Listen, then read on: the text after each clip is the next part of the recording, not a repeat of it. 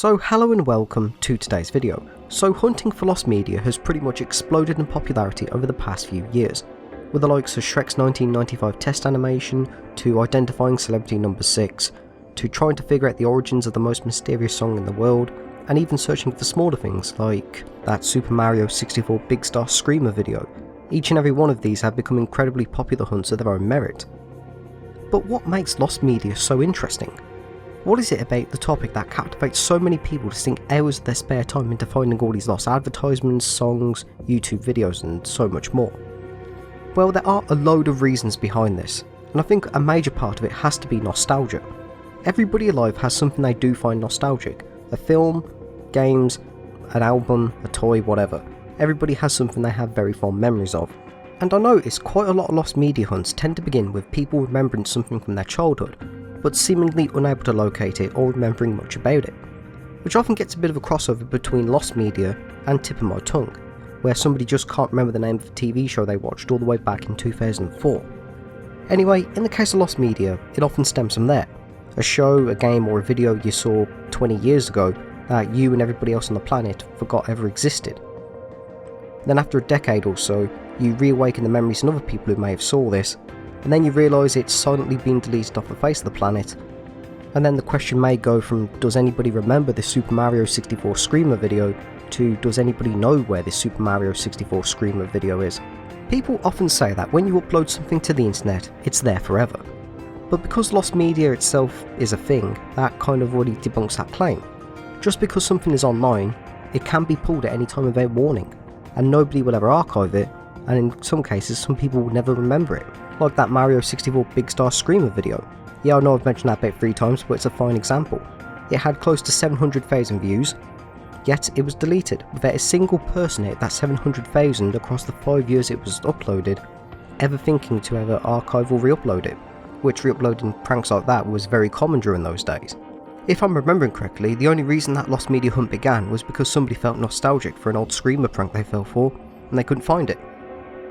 So then they asked on Reddit or whatever, in case they remembered some details wrong, and then others chimed in with, oh yeah, I remember that too, and thus the hunt began.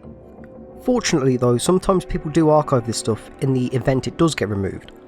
Like growing up, one of my favourite channels was General Minus. He did a lot of trolling on Call of Duty, all the way from Modern Warfare 2 to Advanced Warfare. He'd trap people in corners, he'd team kill them, he'd be singing down the mic, he'd just be as annoying as humanly possible, just to record angry reactions and get a good laugh out of people. But understandably, after doing that for about 5 years straight, he kind of got fed up of it. And in 2015, he left without a trace. There was no goodbye video, there was no comments, he just disappeared. And you'd think that'd be the end of it.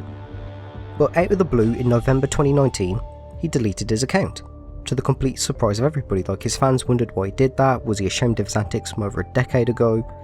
To this day, he still hasn't returned. But thankfully all of his content was properly archived, but it goes to show that just because somebody's been inactive for many years, it doesn't guarantee their content is safe for the future. In a similar case, one of the earliest uploads of the Leroy Jenkins meme on YouTube was uploaded in 2006. The original uploader got hacked in 2015 and was turned into one of those Elsagate channels, and then got terminated. And thankfully, because this was a big meme back in the day, loads of archives exist. But still, the fact that 10 years of dormancy still resulted in the original YouTube account being taken down means you cannot assume inactivity means your content is going to be safe.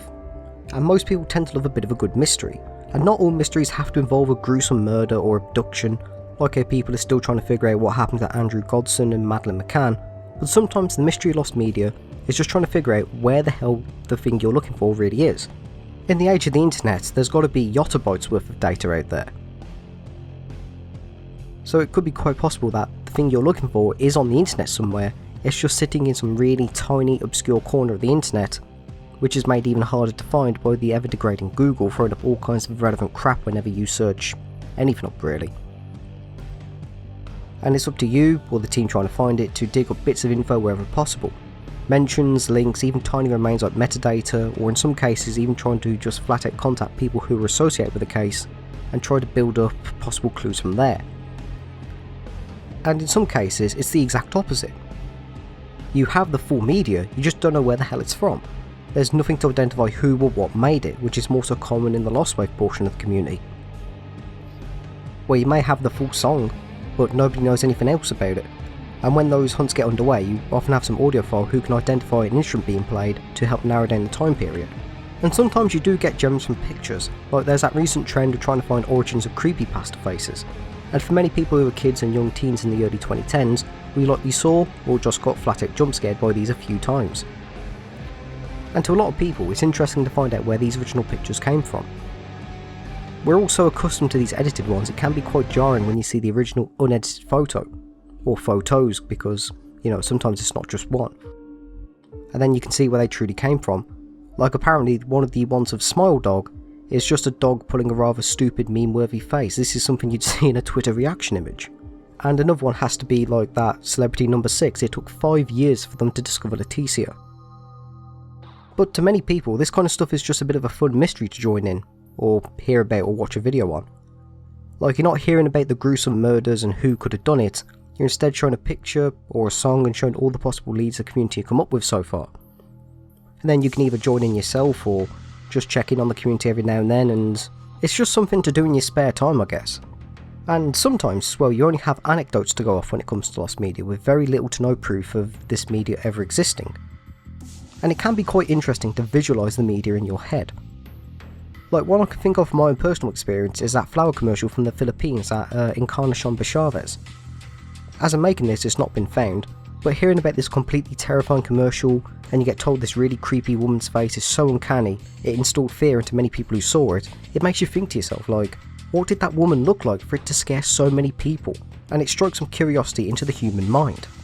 For me, I also find it extremely interesting on how lost media can show how reliable or unreliable the human mind really is. Like, there's been so many talks of like these scary adverts or cartoons or whatever, and when they get found they're absolutely nothing like they're described, unless it's like a screamer. One of the most infamous examples of this has to be Clockman.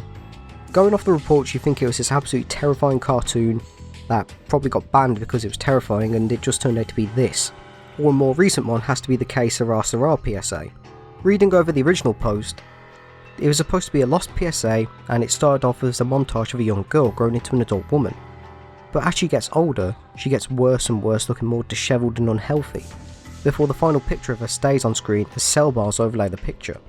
It led many to think it was an anti-drug PSA, like saying how drugs will ruin your life both physically and tell you that you will have a lot of problems with the law. But instead it turned out to be a promo for the show Snapped, and the memories were rather jumbled.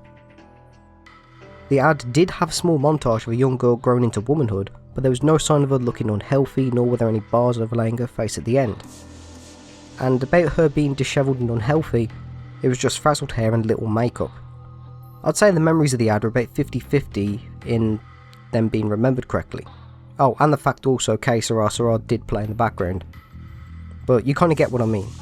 From the description to the actual finding of the ad, you can kind of see there's a bit of a night and day difference there, and not exactly like how it was originally described. But even excluding all of that, a major part of lost media that not many people talk about is the historical significance it holds. Now, this part, I'm not going to talk about, say, stuff on the internet, or Lost Wave or whatever, but I'm going to talk about very early cinema. And I'm talking like, 100 years ago, if not older. Because a lot of very early cinema is gone forever for a variety of reasons. Mostly down to, at the time, people weren't really thinking of preservation, alongside thinking silent films were completely worthless after the silent era ended, and were destroyed and salvaged for scrap. Other reasons include obviously World War I and World War II, Europe pretty much got bombed to hell, and the materials used, which were degrading over time, which either completely destroyed the film, or the film wasn't completely destroyed but the quality was. Either way, a lot of these films are gone forever, and we will likely never see them. It's claimed that in the United States alone, half the movies made before 1950 are lost. If you go to 1929, that number jumps to 90%. And that's just in the United States alone. That's not including the likes of Britain, France, Germany and Russia. But to a die-hard cinephile, and I'm talking the people who absolutely adore the art of cinematography and can probably talk about it for hours upon hours, those kinds of people would love nothing more than to see these films found and restored in some way, since it does offer quite a massive insight into the history of cinema itself. That of course is not even mentioning the film stars who have very little to no traces of them left anymore.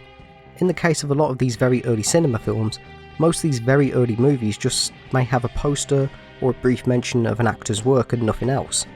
And by their films disappearing, they too have disappeared into the depths of history. So try to think of any modern day actor, and now try to imagine that actor just becoming completely and utterly forgotten in time, like nobody's ever heard of them, nobody will ever see their works. It is really hard to imagine like any famous actor of today's time to sort of suffer that same fate. Of course, at most an actor can retire and live a silent life, but their roles in the film will forever be engraved. 200 years from today, people can still go and watch, say, Shrek, they can still go and watch the Saw series, they can still go and watch, say, Oppenheimer, they can go watch the Marvel Cinematic Universe, and all the actors involved in that are still going to be there, even if, of course, they're not going to be alive. But by these lost films completely disappearing, those actors are pretty much gone forever as well. Another aspect of cinema history that lost media may hold is early cinema camera or illusion tricks that may have paved the way for other films of their time, that maybe we wrongly attribute to the wrong film for their origins, which of course we'll never know about because the original film is lost, you know. Now, I'm far from a movie fanatic, but I can completely understand why there's such a strong historical significance to these lost movies. But even excluding early cinema, a lot of early TV broadcasts are also gone, and of course this is when TV was replacing radio as the in-home entertainment box pretty much. And once again, to be fair here, preservation likely wasn't on the mind for the average person, and people were just amazed at how TV was. But unlike today, you know, we can go out buy DVD, Blu-ray, VHS, or just stream a show or a film, back in those early days of the 50s when TV was becoming popular, you had no way of sort of buying a show you really wanted. That only started to become possible in the mid-70s, and while quite a few of those shows from the decades before did survive to see the VHS release, quite a lot didn't and have never been seen again.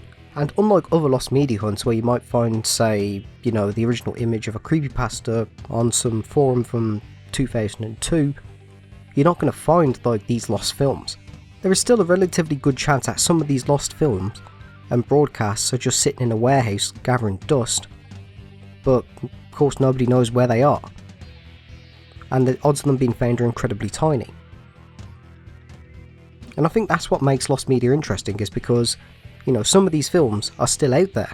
But yeah, I think I've yapped on long enough about lost media and why I think it's extremely interesting, from both a personal, social and historical perspective. But what makes lost media interesting to you? Is it personal attachment? Is it curiosity of something that you've never seen before? Or what? Let me know down below. Thank you for watching and have a great day.